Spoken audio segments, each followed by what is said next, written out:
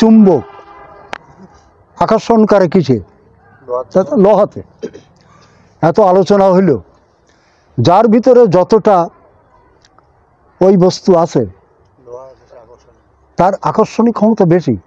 এক মাস্টারমশাই ক্লাসে পড়াচ্ছে, কেউ 33 পাচ্ছে, আবার কেউ 93 পাচ্ছে, কেউ 70 পাচ্ছে। কেন? যার নিষ্ঠা যত, আকুলতা বেশি, নাকি তার প্রাপ্তিটাও সেরকম। আজকে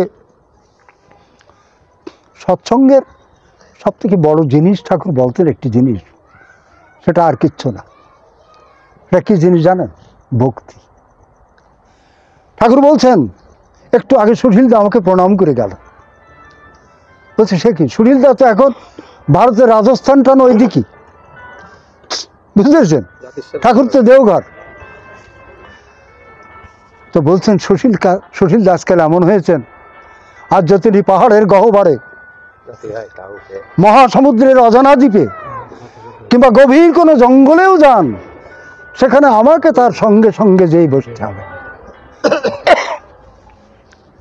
খেয়াল করেন। আচ্ছা, একটা বই কি আপনার পড়েছেন? ওই সতীশচন্দ্র জোয়ারদারের লেখা, অনুকূলচন্দ্র আছে বইটা? অতি দেখবেন অনেক অলৌকিক ঘটনা আছে। আজকে অলৌকিকতা দিয়ে কিন্তু ঠাকুরকে আমরা কিন্তু ভক্তি করব না। কেষ্টদাকে বলছেন, কেষ্টদাকে ঠাকুর বলছেন যে কেষ্টদা, যদি কেউ অলৌকিকতা দেখতে চায় তাহলে তাদের দীক্ষা দেবেন না। কিন্তু মরার আগে তিনি বললেন, ডরিলে না কবু আখেরি অনাল। আখেরি মানে দোজক। ডরিলে না মানে কি ভয় পেলে না, আখেরি অনাল। তৌবা বাড়িতে সূচি না হলে, তৌবা বলছেন কারে বলে? অনুতপ্ত হয়। আমাদের সত্যনারায়ণে আছে, তৌবা বাড়িতে সূচি না হলে মরণ ঝঞ্ঝনে বলে দেউটি বসুদা তোমায় লবে কি কোলে। তুমি তো জীবনে সারাকাল অবিশ্বাস করলে, এখন যদি তুমি একটু তওবা করো, নসর ভাইটা তওবা করিল না, সে গল্প পড়েছেন আপনারা, তওবা করো, তাহলে তোমার পরকাল বলে কিছু থাকবে। আজকে বিশ্বাস যদি না থাকে, তাই না বলে, তাহলে কি হবে? ঠাকুর অনুকূলচন্দ্র তার জীবনে বৈজ্ঞানিকভাবে গবেষণা করে দেখিয়েছেন আত্ম অবিনশ্বর। এবং গয়ায় যে পিণ্ডদান করতে হয়, পিণ্ডদানের পরে তিনি বৈজ্ঞানিক ব্যাখ্যা দিয়েছেন। সে ব্যাখ্যা এত জটিল, এত তাৎপর্যপূর্ণ যে আপনি আশ্চর্য হয়ে যাবেন। তিনি অবিশ্বাস করেননি। মহাপ্রভু চৈতন্যদেবও কিন্তু তার বাবার পিণ্ডদান করেছিলেন। আজকে আমাদের ছেলেরা ফিজিক্স, কেমিস্ট্রি এসব পড়ি, বাবা হয়তো সৎসঙ্গে দীক্ষা নেছে, ছেলেরা মনে করে বাবার মাথা খারাপ হয়ে গেছে, এইসব পালন করে, বিশ্বাস করে। আবার টাকা পয়সা দিয়ে হৃষ্টভীতি করি, আবার ভগবানের ডাকে সকালবেলায়, বলে না এরকম? বহু লোক হৃষ্টভীতি ছেড়ে দিয়েছে, শিক্ষিত ছেলে পেলে তো ছেড়েছে, আর বৈষ্ণবরা আরও একটু কান ভাঙানি দেয়, এ করো কেন।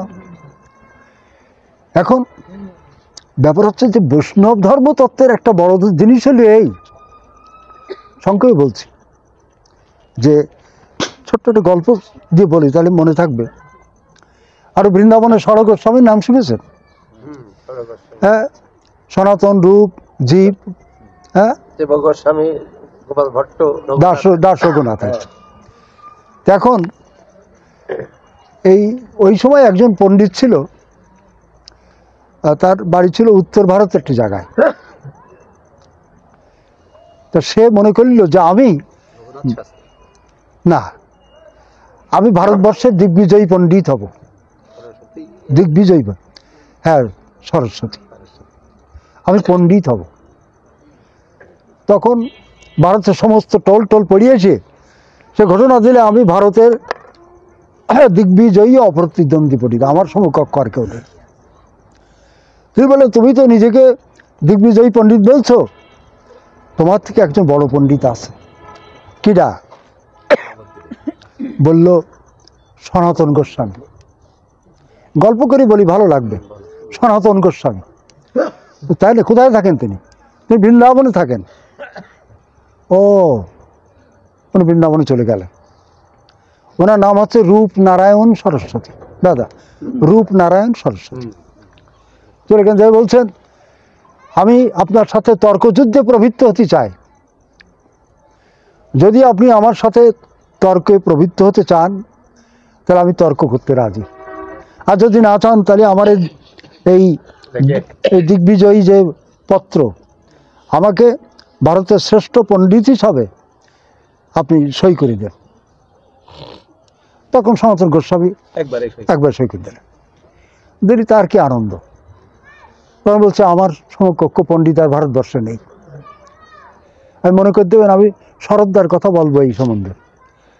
তারপরে উনি বলেন না, ওনার ভাই আছে রূপ গোস্বামী, তার সাথে আপনি একটু দেখা করে যান, তিনি যদি আপনাকে লিখে দেন তাহলে আমরা বিশ্বাস করবো যে না আপনি ভারতের দিগ্বিজয়ী পণ্ডিত।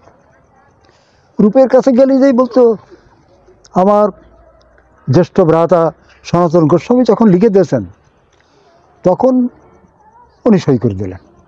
কথা বুঝতে পেরেছেন? উনি আর বড় দাদার প্রতি শ্রদ্ধা, বুঝতে পেরেছেন? সনাতন গোস্বামীর প্রতি তার শ্রদ্ধা।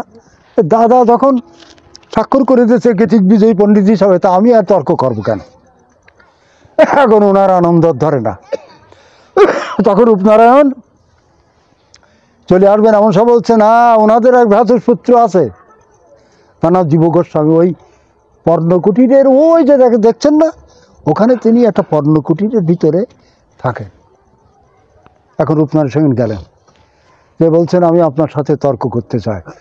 আপনার দুইজন জ্যেষ্ঠ তাতো, হ্যাঁ, তারা স্বাক্ষর করে দিয়েছে, আমাকে মেনে নিয়েছে, আপনি যদি মেনে নেন তো সই করে দেন।